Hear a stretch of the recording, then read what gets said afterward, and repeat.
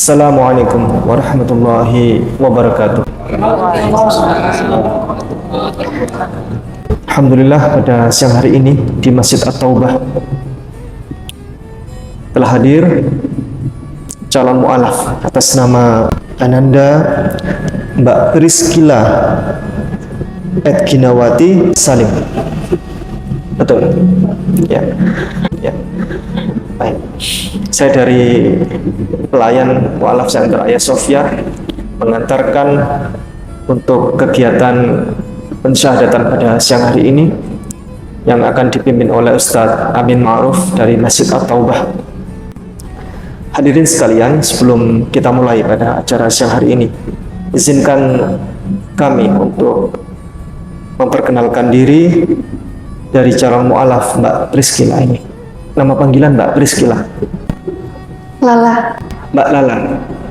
Asli dari mana? Aslinya dari Medan. Dari Medan. Usia saat ini berapa? Sekarang 19 tahun. 19 tahun. Suku Batak? Bukan.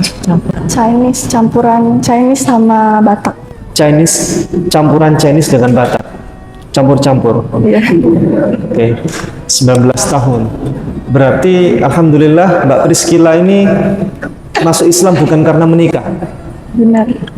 Jadi masih jauh dari menikah ya? Jadi 19 tahun itu ukurannya gadis Indonesia itu masih belum menikah, masih jauh lah, Alhamdulillah. Jadi mu'alaf yang sejati seperti itu, bukan masuk Islam mendekati pernikahan, bukan. Tapi ada juga yang memang karena dasar itu pintu hidayah itu dibuka dari pintu pernikahan. Alhamdulillah setelah dari pernikahan itu mempelajari Islam itu secara betulan. Gitu, ada banyak. Baik hadirin sekalian, izin bertanya kepada Mbak Priscilla. Ini pertanyaan umum yang pastinya semua orang penasaran. Apa yang mendasari Mbak Priscilla sehingga mau masuk Islam? Ini dari Kristen. Kristen mana? Gereja mana? Kristen Protestan. Protestan. Gereja? Di GBI. GBI. Ah. Betul. Gereja Betel.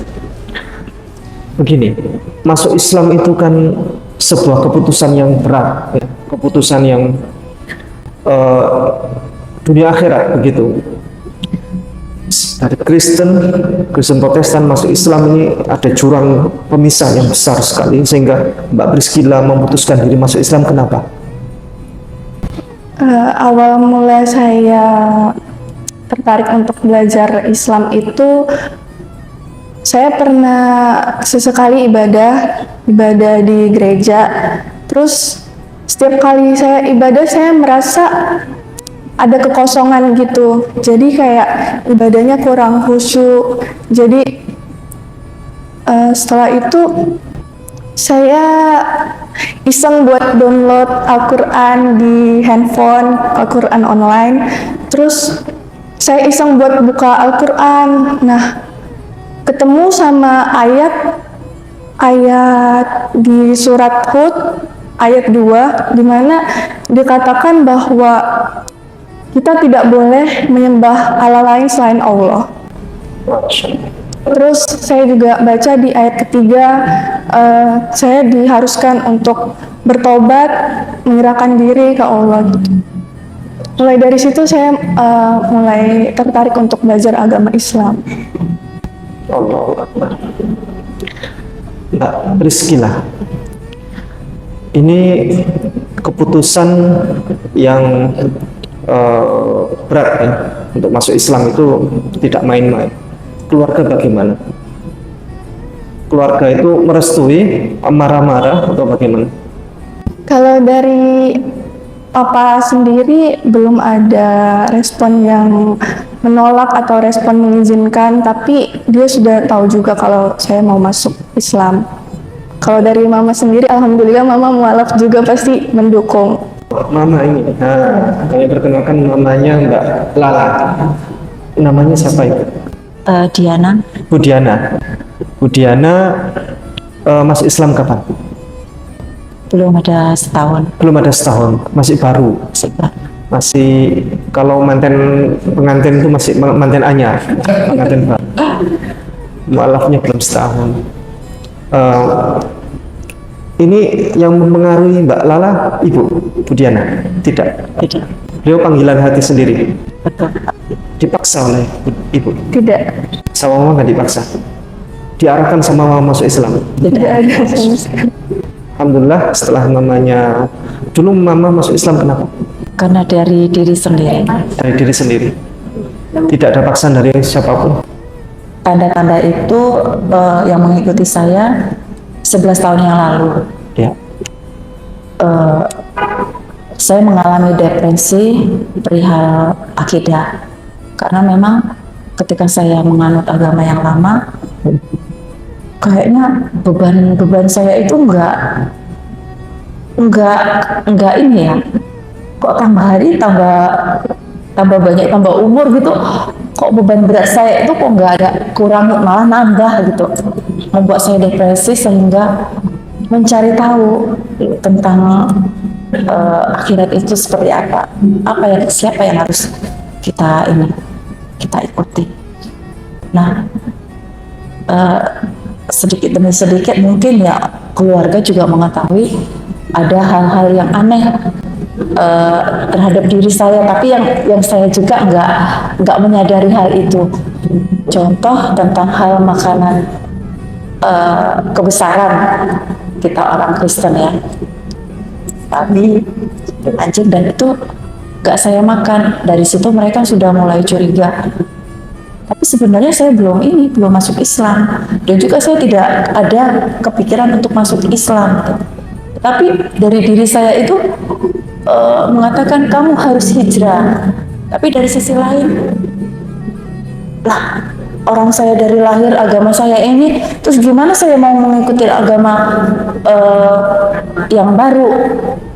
Saya nggak paham dengan tata cara ibadahnya atau aturan-aturan ibadahnya seperti apa. Saya tetap harus ke sini gitu.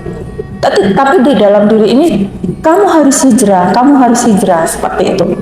Sehingga pada suatu saat karena depresi tersebut saya dimasukkan ke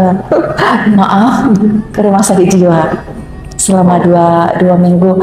Nah, keluarga takut kalau saya itu terpengaruh dengan itu tadi agama Islam, padahal sebenarnya tidak ada yang mempengaruhi saya. Nah, ya akhirnya mungkin karena suatu hal keluarga mengeluarkan saya dari rumah sakit jiwa. Ya udah, dengan seiringnya waktu saya tidak mengikuti apa yang kata hati saya, jadi saya mengikuti keluarga, bagaimana supaya keluarga aman dan juga saya baik-baik saja.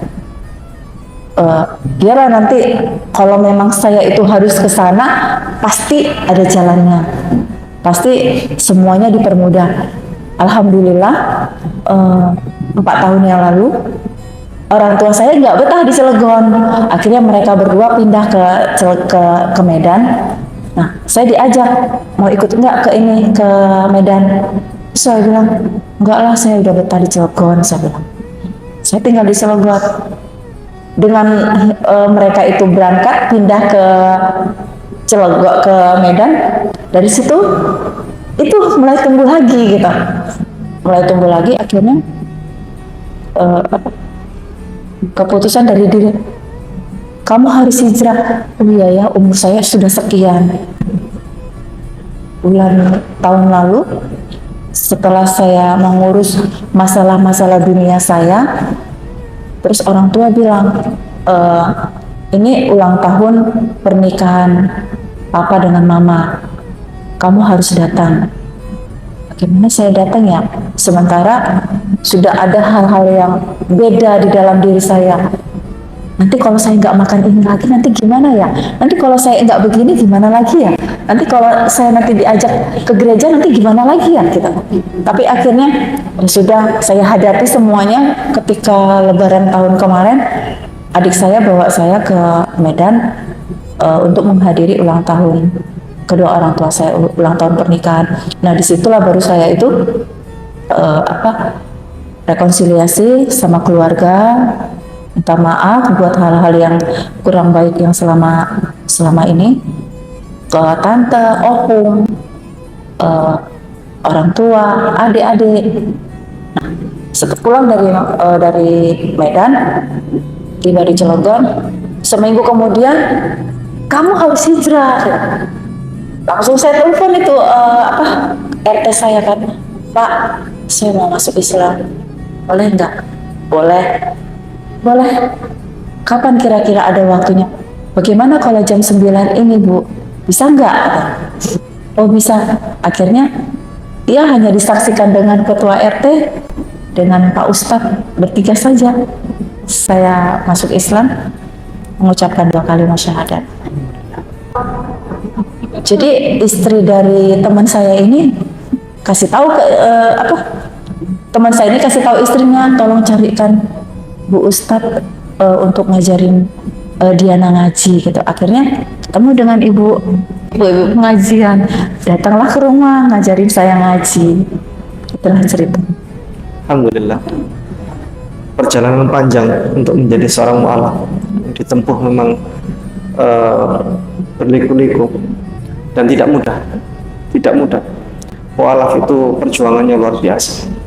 Baik, hadirin sekalian, mari kita ikuti kegiatan persyahadatan pada hari ini yang akan dipimpin oleh Ustadz Amin Ma'ruf dari Masjid Taubah. Mari Ustadz, silakan Ustadz. Barakallah. Bismillahirrahmanirrahim. Bismillahirrahmanirrahim.